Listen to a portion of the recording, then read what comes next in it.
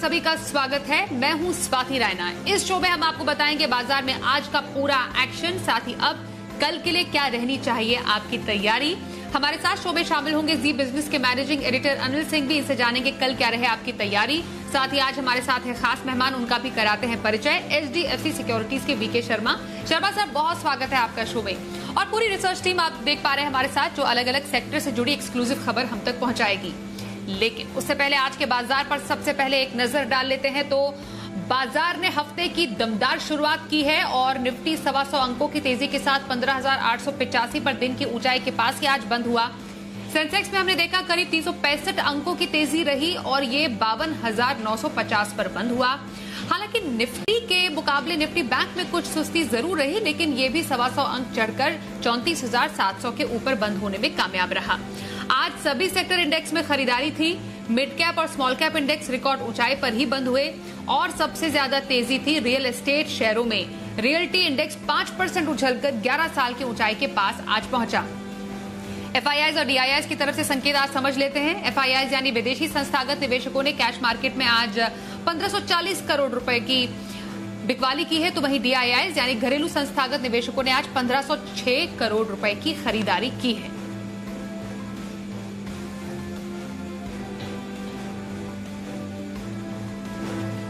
और आइए editors take में अनिल जी से समझते हैं आज के कारोबार में आई दमदार तेजी की वजह। हफ्ते के पहले दिन भारतीय बाजारों में जबरदस्त एक्शन दिखा। शुक्रवार को अमेरिकी बाजार कमजोरी के साथ बंद हुए, लेकिन उसके बावजूद भारतीय बाजारों में आज बड़े गैप से लगभग सेंचुरी मारते हुए ओपनिंग होती हुई दिखी। और उसकी बड़ी वजह यह थी कि अमेरिकी फ्यूचर्स जबरदस्त मजबूती के साथ कारोबार कर रहे थे। और उसकी वजह यह कि अमेरिका में फिर से कोरोना के मामले बढ़ते हुए नजर आ रहे हैं। लोगों को इस बात का भरोसा होता दिख रहा है कि जब तक कोरोना के मामले काबू में नहीं आते तब तक फेड न तो दरें बढ़ाएगा, न लिक्विडिटी कम करेगा, न ही स्टिमुलस पैकेज वापस लेगा। और बस इसी के दम पर अमेरिका के फ्यूचर्स और एशियाई बाजारों में शानदार खरीदारी और रिकवरी हफ्ते के पहले दिन आती दिखी और भारतीय बाजारों ने भी जमकर इसका फायदा उठाया। शुक्रवार की हल्की फुल्की रिकवरी के बाद बाजार और आगे बढ़ते नजर आए। 15,900 के बेहद करीब पहुंचने की कोशिश निफ्टी ने की। दिन की ऊंचाइयों पर बंद हुए। हालांकि बैंक निफ्टी उतना मजबूत नहीं था, सीमित दायरे में ट्रेड करता हुआ दिखा। 34,700 के आसपास बंद हुआ। 125 अंक ऊपर निफ्टी बंद हुआ, 125 अंक ऊपर बैंक निफ्टी बंद हुआ, लेकिन सेंसेक्स 350 पॉइंट से ज्यादा की तेजी के साथ बंद हुआ। लेकिन आज के सेशन की सबसे बड़ी बात, सबसे खासियत और सबसे अच्छी चीज जो रही हुई है, सारे के सारे सेक्टर इंडेक्स आज हरे निशान में बंद हुए। इससे आप अंदाजा लगा सकते हैं कि किस तरह की बेहतरीन ब्रॉड बेस्ड तेजी भारतीय बाजारों में दिखी। दूसरी बात, मिड कैप और स्मॉल कैप इंडेक्स ने फिर से रिकॉर्ड हाई बनाया।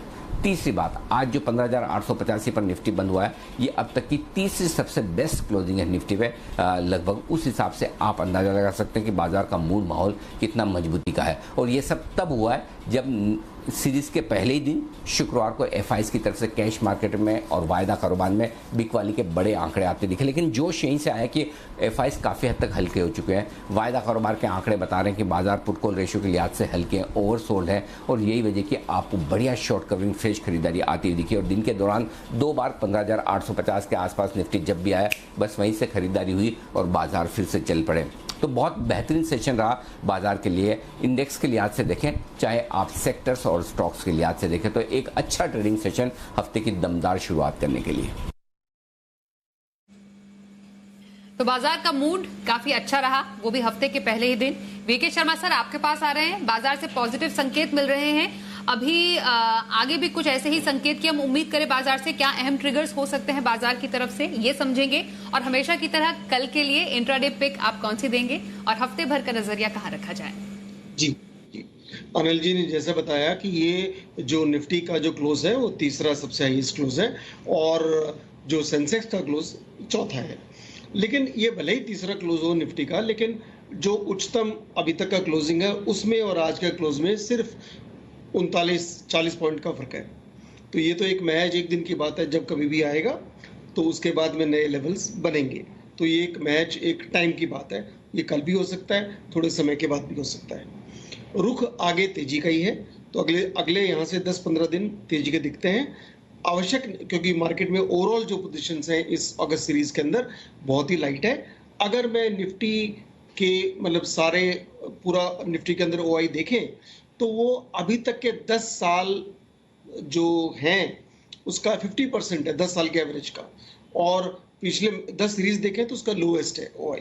तो यहाँ पे मार्केट कोई भारी नहीं है, तो इसमें जगह है। अब आज एक दिन के लिए अगर कोई स्टॉक लेना हो तो ऑब्वियसली आपको वही स्टॉक लेना पड़ेगा जो मोमेंटम में है, और विप्रो आज मोमेंटम में था तो 595 रुपये पे क्लोजिंग है, और 588 रुपये का स्टॉप लॉस रखें, और 607 रुपये के लिए आप इसको ले सकते हैं, वो टारगेट आपका रहेगा। ध्यान रखिए क्योंकि इंट्राडे ट्रेड है तो आपका कभी भी वक्त लॉस में नहीं जाना चाहिए, प्राइस एक बार ऊपर चली गई तो। और वीकली टर्म्स में हमने देखा कि बॉश जो एक जर्मन मल्टीनेशनल है उसने अच्छा परफॉर्मेंस दिया, करीब वो 3 ट्रिपल बॉटम यहाँ पे इस लेवल पे बना चुका है 14,800 के आसपास, और 50 दिन का जो एक्सपोनेंशियल मूविंग एवरेज है वहीं से सपोर्ट लेके घूमा है। तो हमारा मानना है कि ये 15,270 पे जो क्लोजिंग है, 14,800 जिसका सपोर्ट है वो स्टॉप लॉस रखें, और 16,035 जो है लेवल वो आपको मिल सकता है 5 या 7 ट्रेडिंग सेशंस के लिए। तो इस बात का ध्यान रखें और ऑल द बेस्ट। पिछला जो सप्ताह में जो दिए थे वो सभी टारगेट हो गए थे। जो अपना फंडामेंटल टारगेट है वो तो ऑब्वियसली उसमें समय लगेगा। ओके सर, तो विप्रो में कल इंट्राडे खरीदारी करने की सलाह वीके शर्मा जी की, और हफ्ते भर का नजरिया बॉश में रखने का सुझाव दे रहे हैं वीके शर्मा। बातचीत जारी रहेगी। आने वाले नतीजों पर भी अब बात कर लेते हैं। नतीजों का सीजन है और इसमें भारतीय एयरटेल का प्रदर्शन कैसा रह सकता है जून तिमाही में, समझते हैं। आशीष के पास है पूरे आंकड़े। बताइए आशीष, भारतीय एयरटेल क्या कहता है अनुमान? देखिए, नतीजे मिले जुले देखने को मिलेंगे, लेकिन अच्छी बात है कि सब्सक्राइबर बेस में करीब 20 लाख की बढ़त देखने को मिलेगी। इस बार करीब 32 करोड़ रहने का अनुमान है। भारतीय व्यवसाय में देखें तो ठीक ठाक ग्रोथ है। खासतौर पर अगर आप देखें तो एंटरप्राइज कारोबार में करीब 2% की सालाना ग्रोथ देखने को मिलेगी। होम ब्रॉडबैंड जो सेगमेंट है इनका, इसमें 6% का उछाल देखने को मिलेगा, और अफ्रीका कारोबार में भी अगर आप देखें तो ठीक ठाक प्रदर्शन की उम्मीद है। लेकिन आंकड़े थोड़े से निराशाजनक आपको नजर आएंगे, क्योंकि तिमाही दर तिमाही इनका जो मुनाफा है इसमें करीब करीब आपको 27% की गिरावट देखने को मिलेगी। 553 करोड़ रहने का अनुमान है। मार्जिन देखिए 48.9% से घटकर 48.5, यानी लगभग स्थिर मार्जिन देखने को मिलेंगे। कामकाजी मुनाफा करीब 1% बढ़ेगा, और कुल आय अगर आप देखें तो करीब 2% की बढ़त यहां पर देखने को मिलेगी। लेकिन आगे कीमतों में बढ़ोतरी का क्या असर ARPU पर देखने को मिलेगा, इस पर नजर रहेगी। नतीजे मिले जुले आएंगे। शर्मा जी, भारतीय एयरटेल पर आपकी राय? मैं समझता हूं कि ये भारतीय एयरटेल अच्छा परफॉर्म कर रहा है, और जिस तरह का इसने टेक्निकल जो सेटअप वो भी अच्छा है।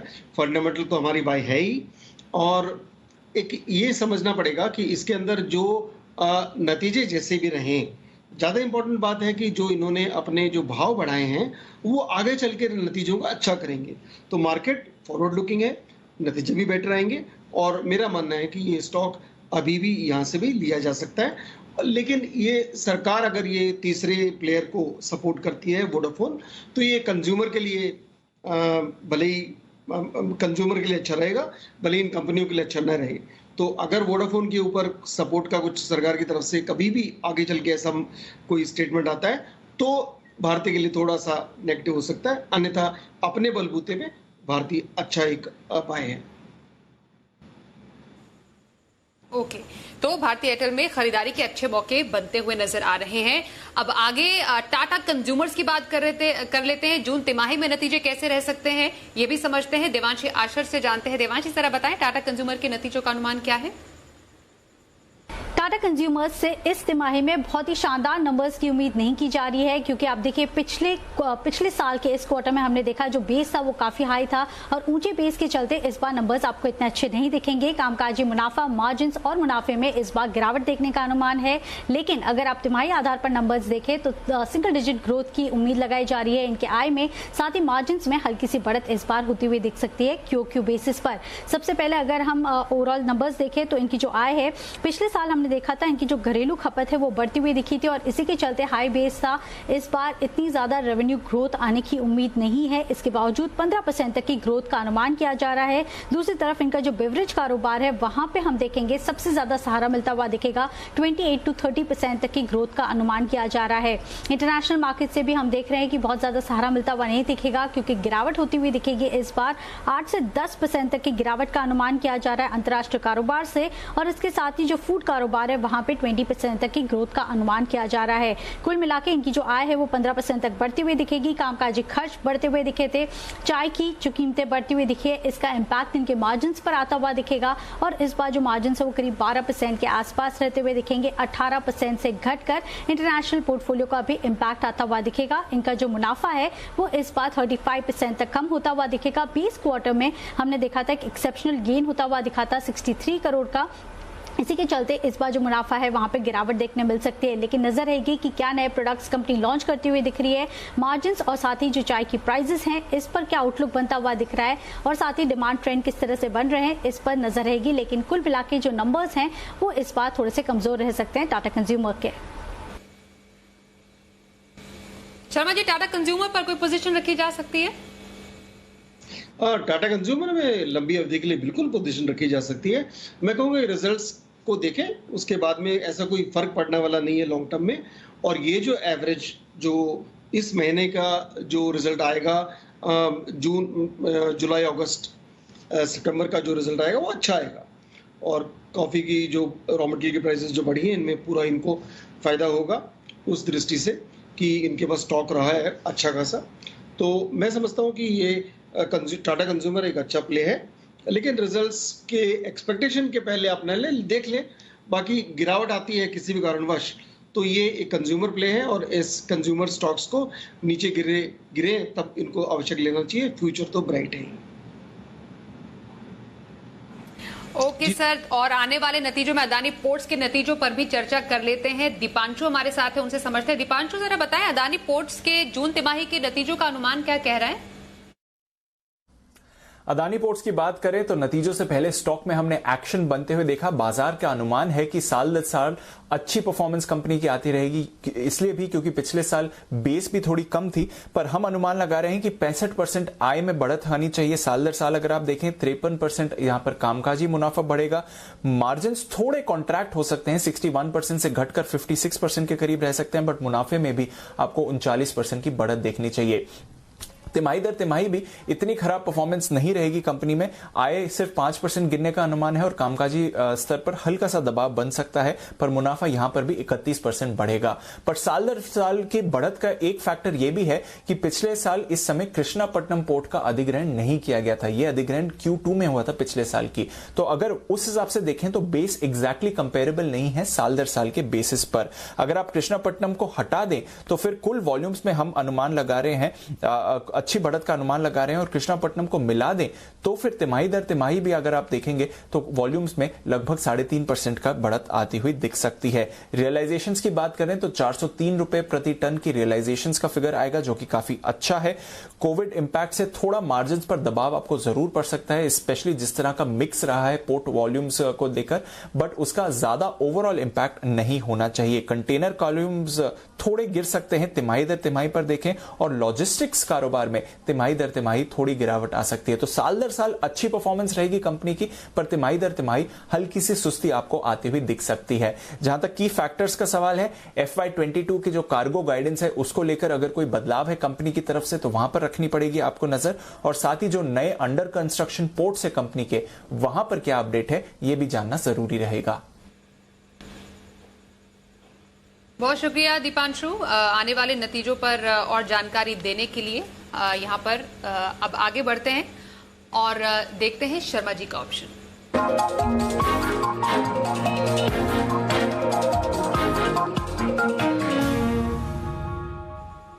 HDFC सिक्योरिटीज के बीके शर्मा हमारे साथ शो के खास मेहमान भी। बताइए सर, अब कल के लिए ऑप्शन स्ट्रैटेजी कहां रखी जाए? स्वाति जी, आपका और आपके सभी दर्शकों का जो इस सेगमेंट के खासकर है उनको स्वागत है। मेटल स्टॉक्स लेकर ही मैं उपस्थित हुआ हूँ। मेरा ये मानना है कि अगले कई सालों के लिए मेटल स्टॉक्स अच्छा करेंगे, और ये जो ट्रेडिंग पोजीशन है तो मैच 4-5 सेशंस के लिए ही है। कॉल तो ध्यान रखिए, फंडामेंटल अलग है और ये टेक्निकल कैसा मूव होगा पता नहीं रहता, तो इसलिए ऑप्शंस हैं। तो नेशनल एल्युमिनियम जो PSU है, करीब 95 रुपए की कॉल आज बंद हुई है 4 रुपए 80 पैसे पे।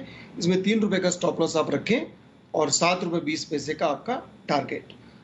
दूसरा जो स्टॉक है JSW स्टील, मेरे पिछले सप्ताह की पोजीशन भी ये थी और फंडामेंटल पिक भी यही था। और 750 की कॉल आप लें 29 रुपए पे, स्टॉप लॉस रहेगा 20 रुपए और टारगेट आपका रहेगा 43। ध्यान रखा जाना चाहिए कि ऑप्शंस की जो कॉल है, ये अगर प्राइस नहीं बढ़ती है आपकी ऑप्शन की, तो उसकी धीरे धीरे टाइम के साथ डिके होती है। तो बहुत आवश्यक है कि आप 5 या 6 दिन से ज़्यादा इसको होल्ड न करें। तो ये ध्यान रखिएगा और स्टॉप लॉस लगा के चलें, आपका फायदा रहेगा। धन्यवाद। और आइए अनिल जी से समझते हैं कल के बाजार पर आपको क्या रखनी है खास स्ट्रैटेजी और बाजार के लिए अहम संकेत क्या होंगे।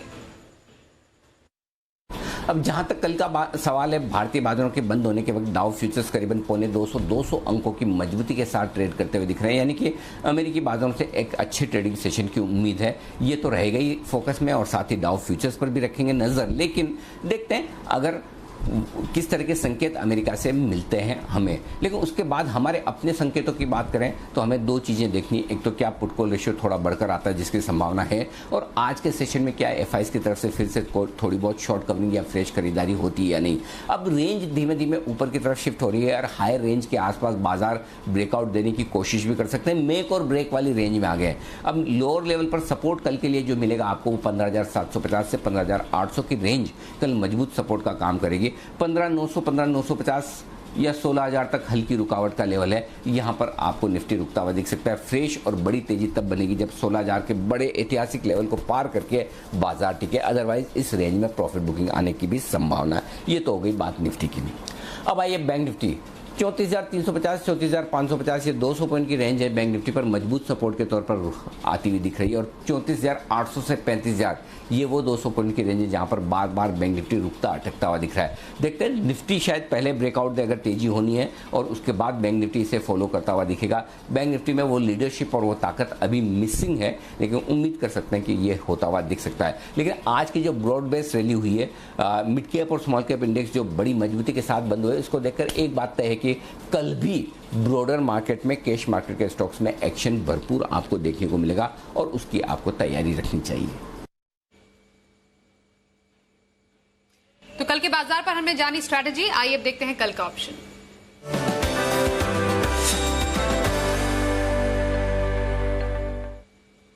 किरणजादव.com के आशीष केलकर हमारे साथ है। आशीष जी, बहुत स्वागत है आपका। कल के लिए ऑप्शन स्ट्रैटेजी कहां पर रखने की सलाह देंगे? Very good evening. कल के लिए मैंने स्टॉक चुना है टाइटन, जिसका 1780 का कॉल ऑप्शन खरीदारी करने की सलाह होगी। आज इसका क्लोजिंग करीबन 59 के आसपास है। मेरा जो स्टॉप लॉस रहेगा वो रहेगा 50 रुपए का।